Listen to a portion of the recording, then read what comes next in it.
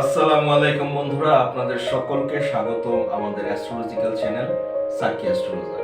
আমি Psaki astrologer James expert. আপনাদের সকলের ভালোবাসা, আপনাদের সকলের সাপোর্ট আমাদেরকে এগিয়ে নিয়ে যেতে সাহায্য করছে। আপনারা এভাবে আমাদেরকে ভালোবাসবেন, এভাবে আমাদেরকে সাপোর্ট করবেন, এটাই আমরা আপনাদের কাছ থেকে আশা করছি। যখনই রত্ন পাথর সম্পর্কে কোনো তথ্য, যখনই অ্যাস্ট্রোলজি সম্পর্কে কোনো প্রশ্ন, একটি মাত্র চ্যানেল সাকি অ্যাস্ট্রোলজার। আমরা আপনাদের জ্যোতিষের সকল ভ্রান্ত ধারণা থেকে বের করে নিয়ে এসে সুন্দর এবং স্বাচ্ছন্দ্যকর একটি জীবন উপনীত করার চেষ্টা করে থাকছি। আশা করি আপনারা সকলে উপকৃত হচ্ছেন। বন্ধুরা, আজকে আমাদের লার্ন ভেদিক অ্যাস্ট্রোলজির ক্লাসের লেকচার নাম্বার 2। আশা করি আপনারা প্রথম লেকচারটি সবাই উপভোগ করেছেন। আজকে আমরা দ্বিতীয় লেকচার নিয়ে আপনাদের সামনে উপস্থিত হয়েছি। আপনাদের সামনে আগেই আমাদের একটি স্ক্রিন শেয়ার করে দেওয়া আছে, সেখানে আপনার ডিটেল আমাদের বার্থ চার্ট এবং আমাদের আজকের টপিকের যে বিষয়বস্তুগুলো আছে সেখানে দেখতে পাচ্ছি।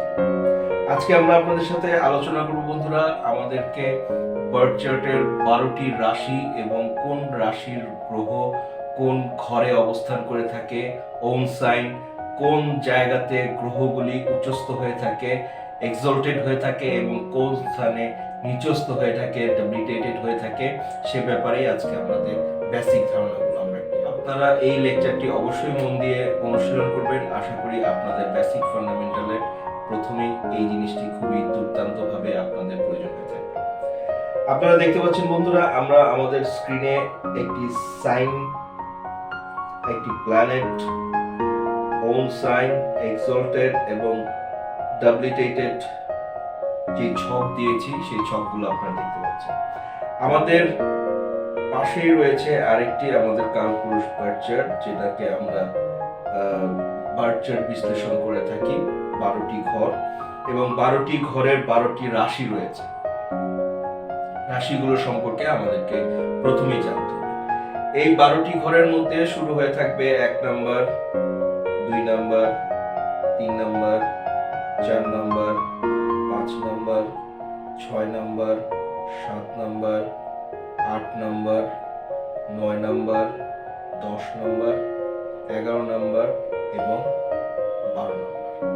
12টি ঘর, 12টি রাশি। আমাদের প্রথম রাশি আমরা জানতে পেরেছি, এখানে আমাদের দেওয়া আছে। চার্টটি আপনারা খুব দুর্দান্তভাবে অনুশীলন করবেন। Aries, Taurus, Gemini, Cancer, Leo, Virgo, Libra, Scorpio, Sagittarius, Capricorn, Aquarius, Pisces. 12টি রাশি।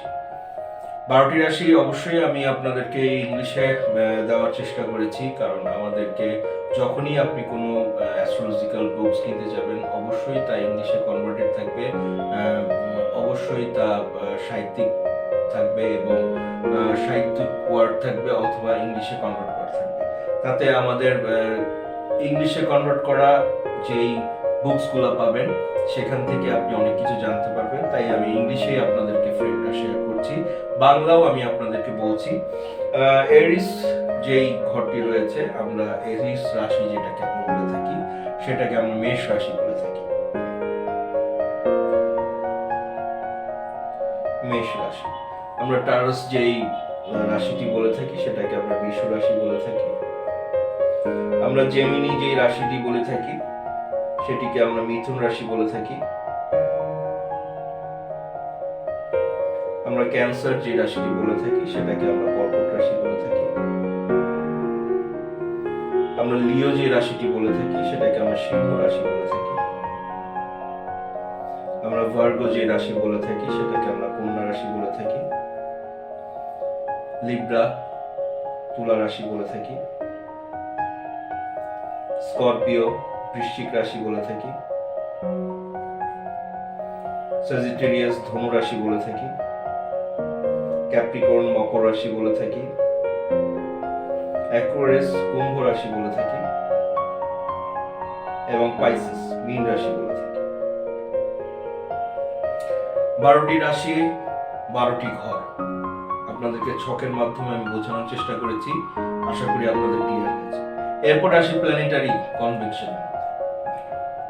প্ল্যানেটারি কম্বিনেশনের মধ্যে যেটা থাকবে, প্রথমেই আমাদের রয়েছে সান, সূর্য, মুন, চন্দ্র, মার্স, মঙ্গল, মার্কারি, বুধ, জুপিটার, বৃহস্পতি, ভেনাস, শুক্র, স্যাটার্ন, শনি, রাহু এবং কেতু। আমাদের 9টি গ্রহ সম্পর্কে ক্লিয়ার হয়ে গেল বন্ধুরা। এবার আসুন আমাদের বার্থ চার্টে কোন কোন রাশি কোন কোন গ্রহের অধীনে কাজ করে থাকে সেটা জানার চেষ্টা করে থাকি। ওন সাইন আমি এখানে আপনাদেরকে শেয়ার করেছি, একমাত্র সূর্য এবং চন্দ্র ব্যতীত প্রত্যেকটি গ্রহেরই আপনার 2টি করে রাশি রয়েছে। যেরকম দেখা যাচ্ছে সূর্য হচ্ছে 5 নম্বর রাশি এবং চন্দ্র হচ্ছে 4 নম্বর রাশি। এখানে দেয়া আছে ওন সাইন 5, সানের হচ্ছে 5 এবং মুনের হচ্ছে 4। 4 নম্বর রাশি এবং 5 নম্বর রাশি। মঙ্গল গ্রহের 2টি রাশির 2টি ঘর রয়েছে বন্ধুরা রাশি চক্রের মধ্যে। একটি হচ্ছে 1 নম্বর ঘর এবং আরেকটি হচ্ছে 8 নম্বর ঘর। মেষ এবং বৃশ্চিক 2টি রাশি মঙ্গলের অধীনে চলছে। বুধ, মার্কারির 2টি রাশি রয়েছে বন্ধুরা, একটি হচ্ছে কন্যা এবং আরেকটি হচ্ছে মিথুন। জুপিটারের 2টি রাশি রয়েছে বন্ধুরা, একটি হচ্ছে ধনু আরেকটি হচ্ছে মীন। ভেনাসের রয়েছে 2টি রাশি, বৃষ রাশি এবং তুলা রাশি। এর সাথে শনির রয়েছে 2টি রাশি, মকর রাশি এবং কুম্ভ রাশি। এই 12টি ঘর এবং 12টি রাশি বন্ধুরা। রাহু এবং কেতুর কোনো এক্সাক্ট ঘর নেই বন্ধুরা, যেহেতু এই 2টি ছায়া গ্রহ, সুতরাং এটি নিয়ে আমাদের বার্থ চার্টে কোনো রকম সংশয় নেই। এবার আসুন কোন গ্রহ কোন ঘরে উচ্চস্থ হয়ে থাকে, এক্সলটেড হয়ে থাকে এবং কোন ঘরে নিচস্থ হয়ে থাকে, ডেবিলিটেটেড হয়ে থাকে। এবং যখনই কোনো গ্রহ আপনার ওন সাইনে থাকবে তখন সে আপনাকে অবশ্যই 80%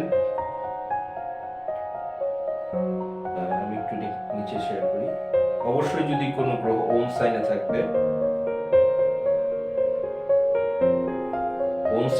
অবশ্যই আপনাদেরকে 80% রেজাল্ট তারা প্রদান করে থাকে। যখনই কোনো গ্রহ এক্সলটেড হবে, উচ্চস্থ হবে, তখনই সে আপনাকে 100% রেজাল্ট দিয়ে থাকে। এবং যখনই কোনো গ্রহ ডেবিলিটেটেড থাকবে, নিচস্থ থাকবে, তখন সে আপনাকে অবশ্যই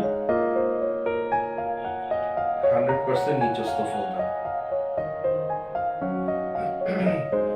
তাহলে বন্ধুরা আমাদের মোটামুটি ক্লিয়ার হয়ে গেল কোন ঘরে আমাদের এক্সলটেড গ্রহ হয়ে থাকে সেটার ব্যাপারে আমরা জানি।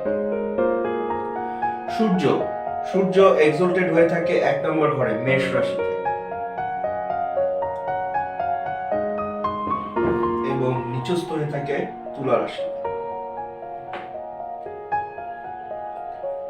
মুন, চন্দ্র এক্সলটেড হয়ে থাকে বৃষ রাশিতে এবং নিচস্থ হয়ে থাকে বৃশ্চিক রাশিতে। মঙ্গল মকর রাশিতে উচ্চস্থ হয়ে থাকে এবং কর্কট রাশিতে নিচস্থ হয়ে থাকে। মার্কারি কন্যা রাশিতে উচ্চস্থ হয়ে থাকে এবং মীন রাশিতে নিচস্থ হয়ে থাকে। জুপিটার কর্কট রাশিতে উচ্চস্থ হয়ে থাকে এবং মকর রাশিতে নিচস্থ হয়ে থাকে। ভেনাস শুক্র গ্রহ মীন রাশিতে উচ্চস্থ হয়ে থাকে, কন্যা রাশিতে নিচস্থ হয়ে থাকে। শনি তুলা রাশিতে উচ্চস্থ হয়ে থাকে এবং মেষ রাশিতে নিচস্থ হয়ে থাকে। রাহু 3 নম্বর রাশিতে উচ্চস্থ হয়ে থাকে এবং 9 নম্বর রাশিতে নিচস্থ হয়ে থাকে। ধনু রাশিতে নিচস্থ হয়ে থাকে। কেতু ধনু রাশিতে উচ্চস্থ হয়ে থাকে, মিথুন রাশিতে নিচস্থ হয়ে থাকে। আমাদের এই ফান্ডামেন্টালটি অবশ্যই আমাদের মেমোরিতে সবভাবে বসিয়ে ফেলতে হবে বন্ধুরা। যদি কখনো কেউ প্রশ্ন করে বলুন তো বৃহস্পতি কোন ঘরে উচ্চস্থ হয়ে থাকে, যেন আমরা খুব সহজেই বলতে পারি কর্কট রাশিতে বৃহস্পতি উচ্চস্থ হয়ে থাকে এবং 4 নম্বর রাশি। অবশ্যই রাশি নাম্বারগুলো আপনাদেরকে খেয়াল রাখতে হবে। খুব ইজি একটি টাস্ক বন্ধুরা।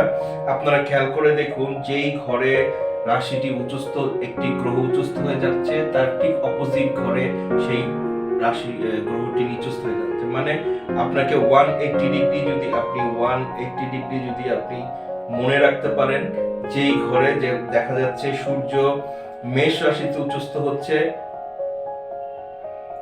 আবার দেখা যাচ্ছে সূর্য তুলা রাশিতে নিচস্থ হচ্ছে, তার মানে ঠিক অপোজিট ঘরটাতেই সেই গ্রহটি নিচস্থ হচ্ছে। এরকম করে প্রত্যেকটি গ্রহরই সেম ফান্ডামেন্টাল বন্ধুরা। আপনারা আশা করি কনসেপ্টটি বুঝতে পেরেছেন। এই ছকটি এবং এই বেসিক জিনিসটি আপনাদেরকে খুব সুন্দরভাবে দখল করতে হবে। আশা করি আপনাদের ভবিষ্যতের পথ চলাটি আরো সুন্দর হবে। আজকে বন্ধুরা আমরা আপনাদেরকে এতটুকুই ক্লিয়ার করলাম। আশা করি আপনাদের অনুশীলনটি ভালো হবে এবং সামনে আমরা নতুন লেকচার নিয়ে আপনাদের সামনে উপস্থাপন করব। আশা করি সেখানেও আপনারা নতুন কিছু জানতে পারবেন। এভাবেই আমাদের পাশে থাকবেন, এভাবেই আমাদের সাথে থাকবেন। আমরা আপনাদের জ্যোতিষের সকল ভ্রান্ত ধারণা থেকে সুস্থ, সুন্দর এবং স্বাচ্ছন্দ্যকর একটি জীবন উপনীত করে থাকবেন। আপনারা যদি আমাদের দ্বারা বার্চার বিশ্লেষণ করতে চান অথবা আমাদের দ্বারা রত্নপাথর ক্রয় করতে চান, অবশ্যই আমাদের স্ক্রিনে দেওয়া টেলিগ্রামে নক করুন অথবা ইমেল অ্যাড্রেসে মেইল করুন, প্রসিডিউরে আশা করুন। বিশ্বের যে প্রান্তেই থাকুন না কেন, আমরা আপনাদের সকল রকম সাহায্য করে থাকবো ইনশাআল্লাহ। আজ এ পর্যন্তই। ভালো থাকবেন। Have a nice day.